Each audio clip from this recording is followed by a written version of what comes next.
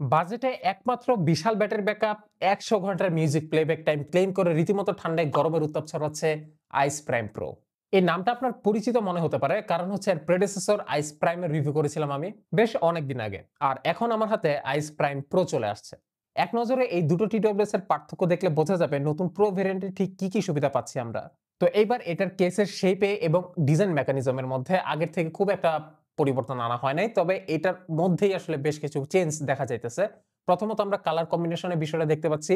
Black এর মধ্যে bright orange colour, যেটা খুবই চমৎকার একটা কালার কম্বিনেশন হয়েছে আমার মতে। সেই সাথে এই যে কেসের উপরে কিন্তু খেয়াল করলে দেখবেন যে ম্যাট টাইপের ফিনিশ দেখা যাচ্ছে। মূলত এই জায়গায় রাবার কোটিং করা হয়েছে। ফলে জিনিসটা হাতে ধরতে খুবই কমফোর্টেবল লাগে এবং কি এটার মধ্যে টুকটাক যে মাইনর স্ক্র্যাচ সহজে পড়ে যেতে পারত যদি এটা গ্লসি সারফেস হইতো, সেই তুলনায় এটা এখন কম স্ক্র্যাচ আসলে ক্যাপচার করবে। একের সাথে এটার যে কেসের যে ফিট অ্যান্ড ফিনিশিংটা আগের থেকে আমার কাছে মনে হলো যে একটু ইমপ্রুভ করছে।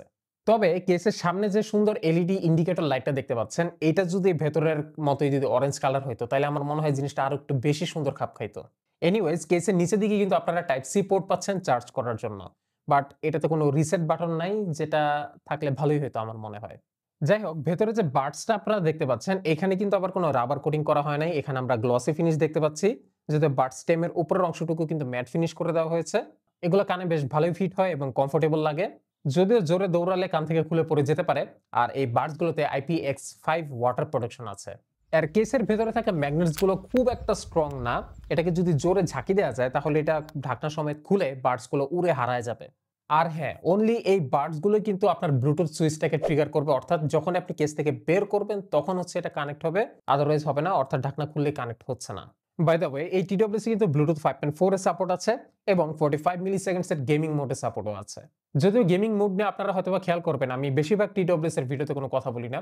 এর কারণটা হচ্ছে যে এই যে এত বড় যে ক্লেমিংস গুলো, এগুলো বেশিরভাগ ক্ষেত্রে আপনারা যারা একদম latest high end flagship use করেন, যেমন ধরেন iPhone 13, 14, 15 বা Samsung Galaxy S23, 24 এগুলো যারা চালাবেন, সেইসব ফোনে দেখবেন যে একদম ৪৫-৫০ মিলি সেকেন্ডের একটা রেসপন্স টাইম দিবে। কিন্তু যদি আপনি একটা বাজেট ওরিয়েন্টেড ফোন ইউজার হয়ে থাকেন, তাহলে আপনার ফোনে দেখবেন যে সেটা ১০০, ১৫০ কি ২০০ মিলি সেকেন্ডের মধ্যে চলে যাবে।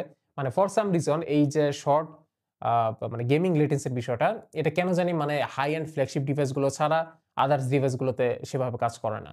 দ্যাটস ওয়াই আমি TWS এর সব রিভিউতেই এই গেমিং লেটেন্সি নিয়ে কথা এড়ায় যাই। এটা আপনাদের কেউ জিজ্ঞেস করেছিলেন, তাই আজকে একটু ক্লিয়ার করলাম। এই TWS-টির সাউন্ড এর প্রসঙ্গে আসলে বলতে হয় যে এটা এক্সট্রিম বেস প্রোভাইড করতেছে। আমার জন্য 50-60% ভলিউম পর্যন্ত এটার যে মিউজিকের এক্সপেরিয়েন্স, এটাকে ভাল লাগছে। মানে যথেষ্ট পরিমাণ বেস পাইতেছি, দেন ট্রেভেল এর সাউন্ড এর মধ্যে কোনো ভেজাল হচ্ছে না। ওভারঅল মিউজিকের মধ্যে ডিটেইলস যথাসম্ভব ধরে রাখার ট্রাই করতেছে। কিন্তু এর উপরে গেলে যেটা হয় যে বেজের ইফেক্টিভনেসটা আরো অনেক বেশি বৃদ্ধি পায়। কিন্তু একই সাথে সাউন্ডের আদার্স যে ফ্রিকোয়েন্সি গুলো আছে, সেখানে ডিটেইলস এর কমতি হওয়া শুরু হয়ে যায়। যদিও একটা বিষয় বলতে হয় যে আগের আইস প্রাইমের থেকে এবার আইস প্রাইম প্রো এর যে সাউন্ডের ইকুয়ালাইজেশনটা, এটা বেটার হয়েছে। ফলে মিউজিকের লিসেনিং এক্সপেরিয়েন্সটা আগের থেকে বেটার হয়েছে। যদিও ENC এর এক্সপেরিয়েন্সটা আগের মতোই কাজ করতেছে। মোটামুটি ভালোই বলা যায় আরকি। সো ভিউয়ার্স, আপনারা আমাকে এই মুহূর্তে আইস প্রাইম প্রো এর মাইক্রোফোনে শুনতে পাচ্ছেন এবং আমি যেখানে আছি এখান থেকে আশপাশে বেশ ভালোই নয়েজ আসতেছে। তবে আপনারা শুনতে পাচ্ছেন কিনা সেটা অবশ্যই কমেন্ট বক্সে জানাবেন আমাকে। ব্যাকগ্রাউন্ড নয়েজ গুলোকে মোটামুটি ভালোই কাটতে পারে যদি ভোকালটা কিছুটা ন্যারো হয়ে যায়, যেটা আসলে একটু বাজেট ওরিয়েন্টেড TWS এর থেকে এজেন্সিতে এটা একটা স্বাভাবিক ফেনোমেনন। সো আপনাদের যাদের লিটারালি মাথা কাঁপানো বেস পছন্দ হয়, তাদের জন্য এটা একটা ভালো TWS। একই সাথে লম্বা ব্যাটারি ব্যাকআপ এটা প্রোভাইড করতেছে। মোটামুটি ভালো ENC প্রোভাইড করতেছে এবং এটার যে লুকস, এটাও কিন্তু বেশ অ্যাট্রাকটিভ এবং এই সবকিছুকে একত্রে পাওয়া যাচ্ছে ৳২,৭৯৯ এবং সাথে আছে ৬ মাসের রিপ্লেসমেন্ট ওয়ারেন্টি।